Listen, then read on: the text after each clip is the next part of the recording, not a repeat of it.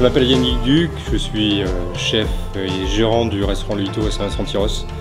On est ici dans une vieille bergerie landaise pour laquelle on est tombé sous le charme il y a 14 ans de ça avec ma femme Nathalie.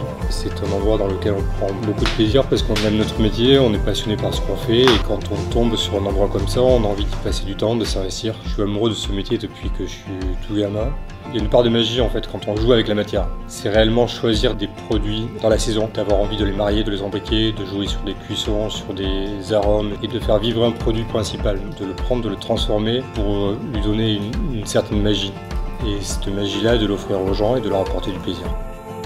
Le chapon fermier des Landes, à ce moment de l'année, on s'approche des fêtes et c'est ce type de produit qu'on a envie de travailler. Dans chaque saison, on a un produit comme ça qui sort et qu'on a envie de travailler, de manger. Là, on est sur ces produits qui allient la convivialité, la réunification des gens. On aime autour d'une table ces moments d'échange. C'est vraiment le type de volaille que j'aime travailler à l'approche des fêtes.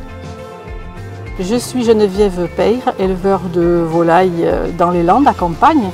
J'élève des chapons depuis une trentaine d'années. Le chapon fermier des Landes IGP Label Rouge est produit dans des petites cabanes, dans les milieux boisés. Nous allons le garder 150 jours sur l'exploitation. Il va passer sa vie à l'extérieur et il va être nourri tout au long de sa vie avec des céréales produites sur l'exploitation, du maïs essentiellement. Il va finir son séjour sur notre exploitation 3 semaines en affinage et nous allons compléter son alimentation avec du lait afin d'affiner sa chair, le parfumer, le persiller, pour après le transmettre au chef cuisinier qui va ravir nos plats de fête. Nous sommes très fiers et admiratifs du travail des chefs qui sera accompli grâce à notre volaille que nous avons élevée avec amour pendant 6 mois sur l'exploitation. Et quand on voit le résultat dans l'assiette et que l'on voit ces plats sophistiqués qui nous font envie, on est très content que les chefs subliment notre volaille. Donc pour le plat, on est parti sur un chapon fermier des Landes en croûte de cacao.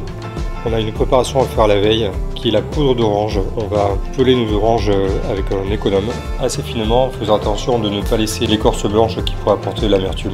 Ces écorces d'orange vont être blanchies, ensuite égouttées, séchées au four à 50 degrés, mixées pour les réduire en poudre. Puis, réalisation d'un beurre à la fève tonka. Vous pouvez le faire fondre un petit peu. L'idéal étant d'avoir un beurre un petit peu pommade et badigeonner avec un pinceau votre volaille. Et vous avez une légère petite croûte, ce beurre tonka qui va venir parfumer la volaille et la nourrir pendant la cuisson. Une fois ce beurre réalisé, on va prendre notre croûte de cacao et venir enrober notre volaille pour que vraiment tous les parfums soient emprisonnés à l'intérieur, que le beurre vienne nourrir la volaille et vous enfournez. Idéalement sur une pièce de 3,4 kg, 3,5 kg, on a compté 2h15, 2h20 à 180 degrés. Et donc durant le temps de cuisson de votre volaille, vous allez pouvoir réaliser votre garniture, le potimarron. Je l'ai fait juste étuver un petit peu au beurre, tout simple, un petit peu de fond blanc pour l'aider un petit peu dans la cuisson. On veut que notre tranche reste visuellement agréable. Pas croquant mais avec une tenue correcte. Pendant ce temps, on va réaliser notre huile de chanterelle. On est parti sur une huile d'olive vierge. On va faire tout doucement confire nos chanterelles et ensuite on va rajouter notre coriandre fraîche ciselée et notre poudre d'orange à l'intérieur. Voilà, on a tous nos éléments qui sont prêts. Et donc là, il ne nous reste plus qu'à casser la croûte de cacao, ouvrir, dégager notre volaille et venir couper finalement comme on coupe une volaille traditionnelle.